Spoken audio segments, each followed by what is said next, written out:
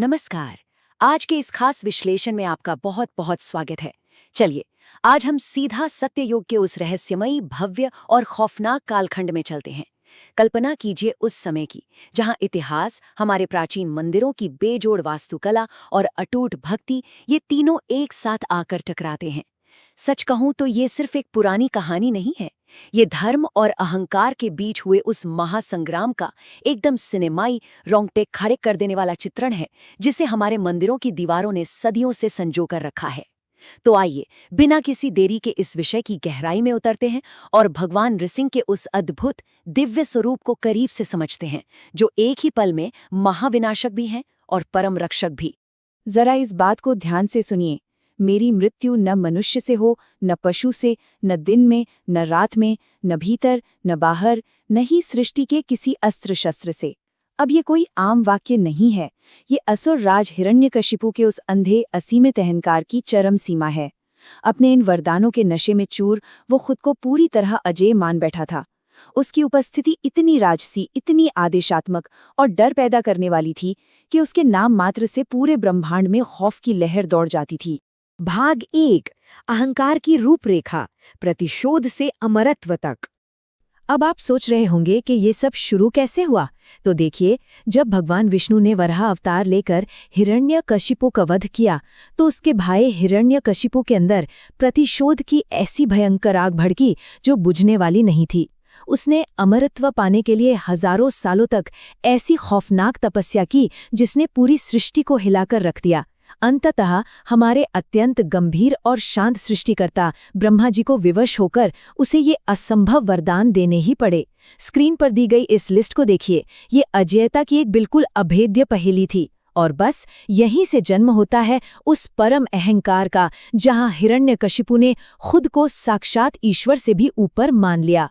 इस बढ़ती हुई ब्रह्मांडीय उथल-पुथल को प्रारंभिक गुप्त काल के मूर्तिकारों ने बहुत ही कमाल के तरीके से दर्शाया है। इसे केवल नरसिंह या वीर नरसिंह कहते हैं। चौथी और छठी शताब्दी के मंदिरों में कलाकारों ने सीधे मारकाट नहीं दिखाई, बल्कि उन्होंने एक बहुत ही सूक्ष्म और यथार्थवादी शारीरिक संरचना का इस्तेमाल किया। ये रूप मनुष्य से सिंह में बदलने का वो शांत लेकिन भयंकर शक्तिशाली क्षण है, जो साफ बता रहा है कि एक बहुत बड़ा तूफान आने वाला है। भाग 2। प्रहलाद, शांति का अडिग आधार। ये टकराव सच में बहुत दिलचस्प है। एक तरफ है राजा हिरण्यकशिपु, अंधा अहंकार, तानाशाही और अदम्य क्रोध से भरा हुआ, और दूसरी तरफ है उसका अपना पुत्र प्रहलाद, माता कयाधु के गर्भ में पल रहे इस बालक को ज्ञान और करुणा के प्रतीक देवर्षि नारद का ऐसा सूक्ष्म और गहरा मार्गदर्शन मिला कि वो जन्म से ही निडर था। माता कयाधु भले ही एक माँ होने के नाते चिंतित रहती थी, लेकिन भीतर से उन्हें एक दिव्य संरक्षण महसूस होता था। प्रहलाद एक छोटा सा बालक था, लेकिन उसकी वाणी एकदम स्थिर थी, आंखों में असीम विश्वास था और चेहरे पे पूर्ण शांति। वो जानता था कि उसका ईश्वर सर्वव्यापी है। एक महाशक्तिशाली राजा की तानाशाही इस बालक की दिव्य पवित्रता के आगे एकदम बेबस नजर आ रही थी। अब जरा उस पिता की झल्लाहट की कल्पना कीजिए। बेबसी धीरे धीरे पूरी तरह पागलपन में बदल गई। उसने अपने ही पुत्र को मारने के लिए क्या कुछ नहीं किया। ऊंचे पहाड़ों से नीचे फेंकवा दिया, विषैले सांपों के बीच छोड़ दिया, हाथियों से कुचलवाने की कोशिश की, प्राणघातक जहर पिलाया, यहां तक कि समुद्र की गहराइयों में डुबा दिया। लेकिन हर बार, बिल्कुल हर बार, ईश्वर ने अपने भक्त की बहुत ही रहस्यमयी तरीके से रक्षा की। कहानी में तनाव लगातार बढ़ता जा रहा था और हिरण्यकशिपु की हताशा अपने चरम पर पहुंच चुकी थी। और फिर आता है वो सिनेमाई पल जब होलिका का अहंकार बुरी तरह चकनाचूर होता है। होलिका को अपनी शक्तियों और वरदानों पर पूरा घमंड था, लेकिन सोचिए क्या हुआ जब वो प्रहलाद को अपनी गोद में लेकर अग्नि में बैठी, तो वो आग उसी के खिलाफ हो गई। अग्नि की उन लपटों ने यह साबित कर दिया कि सच्ची भक्ति और ईश्वर की लीला के सामने आपका कोई भी वरदान टिक नहीं सकता। ये घटना सीधे उस महाविस्फोट की जमीन तैयार कर देती है जिसका देवता भी खौफ के मारे इंतजार कर रहे थे। भाग 3। दृश्य चरमोत्कर्ष, स्तंभ का टूटना। क्रोध से बिल्कुल पागल हो चुके हिरण्यकशिपु ने अपनी पूरी ताकत से राजमहल के उस भारी भरकम स्तंभ पर अपनी गदा दे मारी और जोर से गरजा, बता, क्या तेरा भगवान इस खंबे में भी है? एक पल के लिए जैसे पूरा ब्रह्मांड ही ठहर गया। देवताओं के चेहरों पर साफ डर और बेबसी थी। वे किसी बड़ी अनहोनी की प्रतीक्षा कर रहे थे। लेकिन प्रहलाद वहां बिल्कुल शांत, अडिग और निडर खड़े रहे। और फिर एक भयंकर, कान फाड़ देने वाली गर्जना के साथ वो खंभा फट गया। खंभा फटा और साक्षात भगवान नृसिंह प्रकट हुए। ये कोई साधारण रूप नहीं था। आधा मनुष्य, आधा सिंह, अत्यंत विशाल, तेजस्वी और खौफनाक।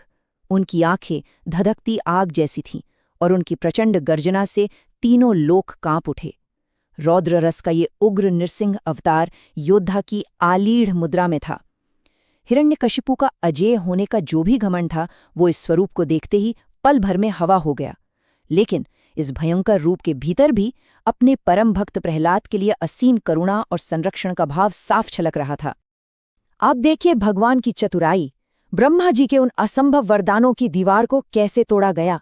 भगवान ने धर्म की रक्षा के लिए एकदम परफेक्ट रास्ता निकाला। वरदान था न दिन न रात, तो भगवान ने चुना संध्या का समय। न घर के भीतर न बाहर, तो स्थान चुना राजमहल की चौखट।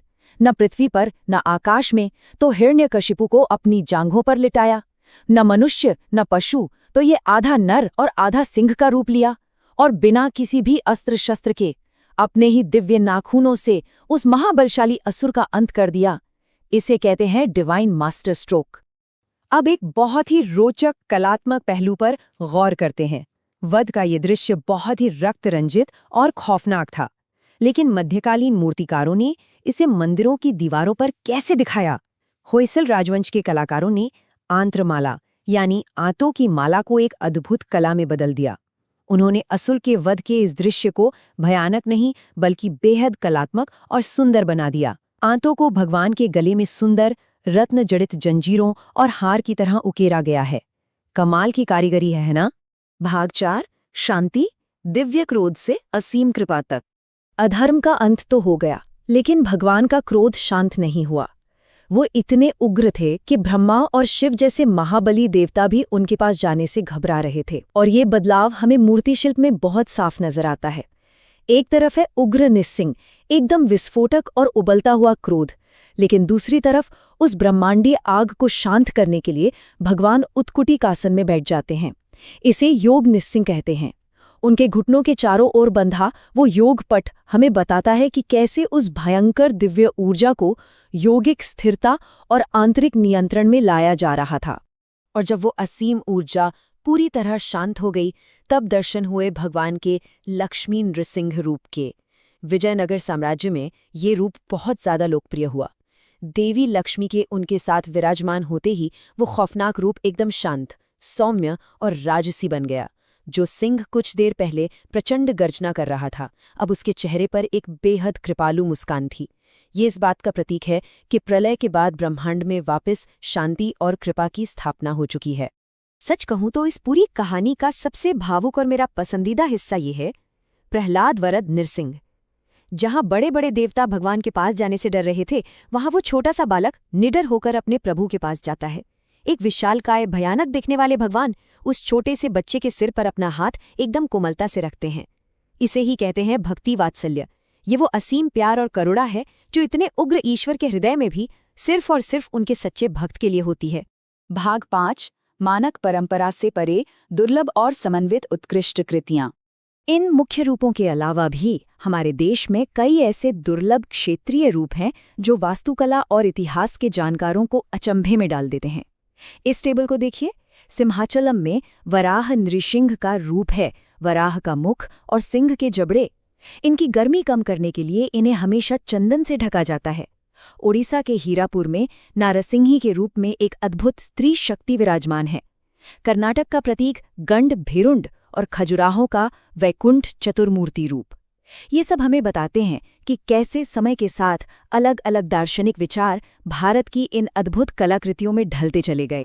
तो आखिर में इस पूरी महाकथा से हम क्या टेकअवे ले सकते हैं? स्क्रीन पर दिख रहे ये 5 सत्य हमेशा के लिए प्रासंगिक है। अहंकार चाहे खुद को कितना भी अमर समझे, उसका टूटना तय है। प्रहलाद ने दिखाया कि सच्ची भक्ति के लिए उम्र कोई मायने नहीं रखती। ईश्वर हर जगह है, हर कण में है। एक सच्चा भक्त घने से घने अंधेरे में भी कभी अकेला नहीं होता। और सबसे बड़ी बात, जब भी धर्म पर कोई गंभीर संकट आएगा, ईश्वर ब्रह्मांड के सारे नियम तोड़कर किसी भी रूप में हमारी रक्षा के लिए जरूर प्रकट होंगे। जाते जाते मैं आपको एक बहुत गहरे विचार के साथ छोड़ना चाहता हूँ। इस पूरी कथा में देहरी या थ्रेशोल्ड का दर्शन बहुत खास है। ये बताता है कि ईश्वर अक्सर सीमाओं के बिल्कुल बीच में निवास करते हैं, मनुष्य और पशु के बीच, असीम क्रोध और असीम करुणा के बीच, विनाश और संरक्षण के बीच। तो जरा सोचिए, आज के इस युग में जहां अहंकार और भौतिकता की कोई सीमा ही नहीं बची है, आधुनिक वास्तविकता में वो स्तंभ कहाँ है और वो कब टूटेगा? इस पर विचार जरूर कीजिएगा। अगली बार फिर मिलेंगे, तब तक के लिए धन्यवाद।